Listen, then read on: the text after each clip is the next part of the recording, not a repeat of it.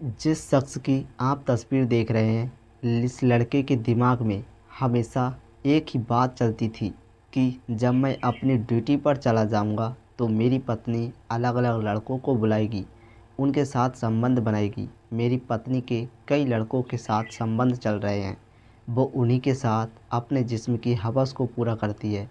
और बस यही सोचता रहता था हर टाइम कि आखिर इस चीज़ को कैसे रोका जा सकता है। और फिर खूब दिमाग लगाने के बाद, सर्च करने के बाद वो एक चीज़ सोचता है कि जब कोई लड़का मेरी पत्नी से संबंध बनाएगा तो जो संबंध बनाने की जगह है उसके अगर उसके लिए एक ताला लगा दूं, एक लॉक लगा दूं, उसकी चाबी अपने पास रख लूं तो कैसा रहेगा।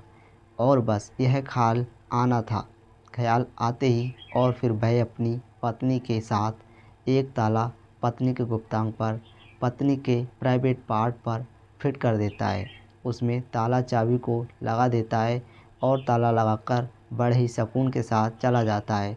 लेकिन सवाल यह है कि आखिर ऐसा इंसान के दिमाग में सिर्फ़ उसी के आया था कि और भी लोगों के आता है। तो देखिए, ज़्यादातर लोगों के इस टाइम पर जितने भी रिश्ते नाते चल रहे हैं, शादीशुदा ज़िंदगी में हर किसी के ऊपर शक होता है। लेकिन उसने यह ताले की जुगाड़ कैसे सोची, कैसे ताला लगाया और यह खुलासा कैसे हुआ, ये जो सुनेंगे आपके भी रोंगटे खड़े हो जाएंगे। तो चलते हैं और आज की ये घटना है, इसको बताते हैं। तो दोस्तों, मेरा नाम विनीत मौर्य है। उम्मीद करता हूँ कि आप सब अच्छे होंगे, सुरक्षित होंगे और आप लोगों की दुआएं से मैं भी सुरक्षित हूँ, बिल्कुल ठीक हूँ। और आज की जो घटना है, इस घटना का जब पुलिस के अधिकारी खुलासा कर रहे थे तो उनके चेहरे पर हंसी आ रही थी, जैसे हंसी थोड़ी देर पहले मेरे चेहरे पर भी आई थी। क्या भला ऐसे इंसान ने सोच कैसे लिए कि अपनी पत्नी के गुप्ताम पर ताला लगा दिया जाए। तो इस घटना का खुलासा करते हुए अधिकारी भी हंस रहे थे, उनके चेहरे पर हंसी आ रही थी, लेकिन वह हंसी को रोकने की कोशिश कर रहे थे क्योंकि ढेर सारे कैमरे लगे हुए थे। मेरे सामने सिर्फ एक कैमरा लगा हुआ था और आप लोग सुन रहे हैं। और तो घटना की तारीफ बढ़ते हैं। घटना जो आज की है वह महाराष्ट्र की है। महाराष्ट्र का पुणे है और पुणे गांव के बराबर में एक ही बिल्कुल चिपका हुआ एक जगह है, जिस बड़ा दिल और वहीं का बड़ा पुलिस स्टेशन है। वहाँ पर 11 मई की रात लगभग 11:30 बजे के टाइम पर पुलिस का फ़ोन खनखनाने आने लगता है। फ़ोन बहुत तेज़ी से बज रहा था। जब पुलिस फ़ोन उठाती है तो दूसरी तरफ से आवाज़ आती है कि फ़ौरन सर, यह जो पावर पुलिस स्टेशन का जो इलाका है, यहीं पर जो कॉलोनी है वहाँ पर आ जाइए, बहुत ख़तरनाक मामला हो गया है। महिला के गुप्तांग पर ताला लगा दिया गया है।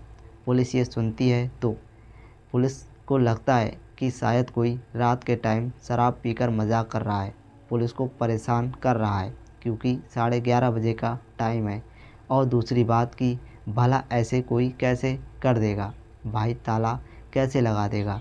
तो पुलिस को लगता है कि शायद कोई शराबी है। लेकिन उसके बाद पुलिस के थाने का फ़ोन फिर से बराबर खनखनाने लगता है और फिर पुलिस मौके पर पहुंचती है।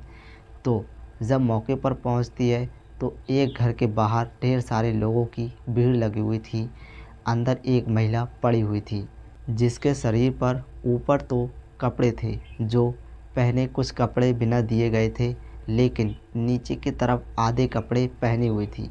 और नीचे जो उसका गुप्तांग था वहाँ पर एक बड़ा सा ताला लगा हुआ था। तो आसपास चाबी ढूंढते हैं, फिर देख रहे थे महिला की हालत।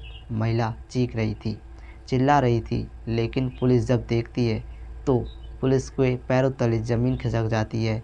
पुलिस को यकीन नहीं हो रहा था कि भला ऐसे कैसे हो गया।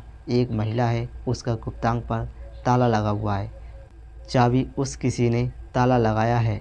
फ़ौरन महिला को लेकर वहाँ से अस्पताल की तरफ पुलिस भागती है। पूछताछ तो खैर बाद में करेगी क्योंकि महिला बेहोश हो रही है। बार बार उसको लेकर अस्पताल में पहुँचते हैं, डॉक्टर्स देखते हैं, डॉक्टर्स भी घबरा जाते हैं। कि भाई ये मसला क्या है, ये मामला क्या है।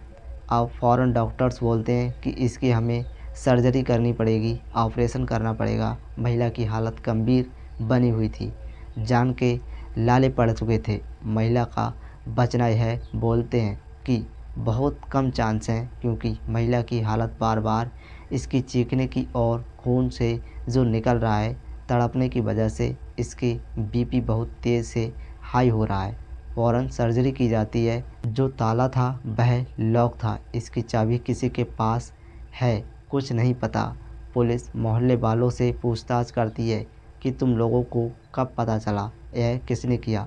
मोहल्ले वाले बोलते हैं क्या रात 10:30 बजे या 11 बजे का टाइम था। क्या इस महिला की चीखने की पुकारने की आवाज़ें आ रही थी। ये किराए पर रहती है अपने पति के साथ, लेकिन जब इतनी ज़ोर ज़ोर से चीखने की आवाज़ें आती हैं, बचाओ बचाओ आवाज़ें आती हैं, तो जो मोहल्ले वाले थे वह दौड़कर इसके घर की तरफ भागते हैं। घर के अंदर जाकर देखते हैं तो यह पुकार रही थी, मदद मांग रही थी, और जाकर देखा जाता है तो यह बिना कपड़ों के पड़ी हुई थी। इसके हाथ पर पैर बंधे हुए थे और इसका गुप्तांग है उस पर एक ताला बंधा हुआ था। मोहल्ले वाले घबरा जाते हैं, मोहल्ले वाले अनन फनन हो जाते हैं। महिलाएं थी वो इसको कपड़े पहनाती हैं। इसके ही बाद इसके घर से थोड़ी दूरी पर इसकी बहन रहती है, उसको बुलाया जाता है। बहन भी आ जाती है। अब किसी को यह नहीं पता था कि आखिर ये ताला किसने लगाया। सबको यही लग रहा था कि शायद इसका पति यह सब कुछ कर गया है। महिला तो बताने की स्थिति में नहीं थी। अब दूसरी तरफ यह पूरा मामला जानने के लिए पुलिस को एक रास्ता था कि महिला होश में आ जाए, क्योंकि ज़्यादातर लोगों को यही शक था कि पति गायब है और पति ने ही यह सब कुछ किया होगा। और जो पति है वह नेपाल का रहने वाला है और यहाँ पर गार्ड की नौकरी करता है। पुलिस पति के बारे में पता करती है। पति नाम उपेंद्र ढूंढता है, जिसकी उम्र लगभग 30 साल है। पुलिस उसको ढूंढती है, फिरती है। दूसरी तरफ महिला का इलाज चल रहा था। जब उसकी सर्जरी हो जाती है, ऑपरेशन हो जाता है, थोड़ी तबीयत ठीक होती है, पुलिस उसका बयान लेती है, उससे पूछताछ करती है तो महिला बताती है कि मैं नेपाल की रहने वाली हूँ, अपने पति उपेंद्र के ठाकू के साथ रहती हूँ, लेकिन वहाँ पर कोई कामकाज नहीं था और मेरी बहन मुझसे बोलती थी यही आ जाओ पुणे और यहाँ पर आकर हमारे साथ रहना, तुम्हारे पति को काम मिल जाएगा। और हम इसी मई के महीने में यहाँ पर आए थे। मैं अपने पति के साथ रहती थी, लेकिन रहने के बाद मेरा पति तो ड्यूटी करने लगा था, गार्ड की ड्यूटी। लेकिन उसको शक था कि उसके जाने के बाद मैं लड़कों के साथ संबंध बनाती हूँ। मतलब उसको ऐसा लगता था कि यहाँ जो कॉलोनी वगैरह में लड़के हैं उन सबको इनसे अब अवैध संबंध बना लिया है। उसके जाने के बाद मैं लड़कों को बुलाती हूँ और उनके साथ संबंध बनाती हूँ। इस बात पर अक्सर लड़ाई होती रहती थी और यह सब कुछ चल रहा था। लेकिन 11 मई को मेरा पति शराब पी के नशे में आता है और एक ताला लेकर आता है और फिर मेरे हाथ पैर को बांध देता है। मैं कुछ समझ नहीं पाती कि आखिर यह क्या करेगा। हाथ पैर बांध के बाद में मेरे साथ पहले संबंध बनाता है और उसके बाद चाकू से नीचे मेरे गुप्तांग पर सुराख कर देता है। वहाँ पर सुराख करने के बाद मेरा मुंह तो पूरे दुपट्टे से बांध कर रखा हुआ था, तो मैं चीख नहीं पा रही थी। और वहाँ पर ताला डालकर चाबी लगा देता है, लॉक लगा देता है और चाबी को पैक कर वहाँ से भाग जाता है। और उसके बाद मैं चीखती हूँ, चिल्लाती हूँ। पुलिस यहाँ सुनती है। पुलिस पति को ढूंढने में लग जाती है और कुछ घंटों की मेहनत के बाद उपेंद्र को गिरफ्तार कर लिया जाता है, क्योंकि वो बेहोश नशे की हालत में था। और आगे जाकर ठेके पर ही पुलिस को मिल जाता है। पुलिस गिरफ्तार करती है, फिर उससे पूछताछ करती है तो वह बताता है कि मेरी दिमाग में शक था, और शक इस वजह से था कि मैं ज़्यादातर क्राइम पोर्टल देखता था, सावधान इंडिया देखता था, यह सारे सीरियल वगैरह देखता था। मेरे दिमाग में यही चलता था कि मेरी पत्नी भी मेरे साथ विश्वासघात कर रही है, यह भी मुझे धोखा दे रही है और इसी धोखे की वजह से मैं परेशान था। मैं अपनी पत्नी को तो छोड़ नहीं सकता, इसलिए मैंने फ़ैसला किया कि मैं अपनी पत्नी के गुप्तांग में ताला डालकर जाया करूँगा। सुबह और शाम को वापस आया करूँगा, ताला खोल दिया करूँगा। कोई और आकर ताला काट कर तो मेरी पत्नी के साथ संबंध नहीं बना सकता। लेकिन मैंने ताला लगाया, वीडियोस वगैरह ढेर सारी देखी थी। जब ताला मैंने अपनी पत्नी के लगा दिया तो उसकी हालत ख़राब हो गई और इस वजह से मुझे भागना पड़ा। मेरी कोई कसूर नहीं है, मेरी कोई गलती नहीं है। मैं तो सिर्फ़ अपनी पत्नी से प्यार करता हूँ। मुझे शक था कि वह किसी और के साथ संबंध बनाती है, इस वजह से ही सब कुछ किया। मैं तो उससे बहुत प्यार करता हूँ, इसलिए तो शक किया था। मैंने पति यह सब बोल रहा था, लेकिन इस बात का कोई मतलब नहीं है और ज़्यादातर घटनाएं ऐसी चल रही हैं कि लोग प्यार का दावा बढ़ाते हैं, लेकिन शक भी करते हैं और फिर बोलते भी यही हैं कि हम तुमसे प्यार करते हैं, इसलिए तो शक कर रहे हैं। लेकिन ऐसा कुछ भी नहीं है। जो प्यार करता है, सच्चा प्यार करता है, वह शक नहीं करता। उसको यकीन होता है, विश्वास होता है कि यह इंसान ऐसा नहीं कर सकता। लेकिन इस टाइम पर कुछ लोग ही ऐसे हैं जो एक दूसरे को धोखा नहीं दे रहे, वरना दुनिया में हर कोई हर किसी को धोखा दे रहा है।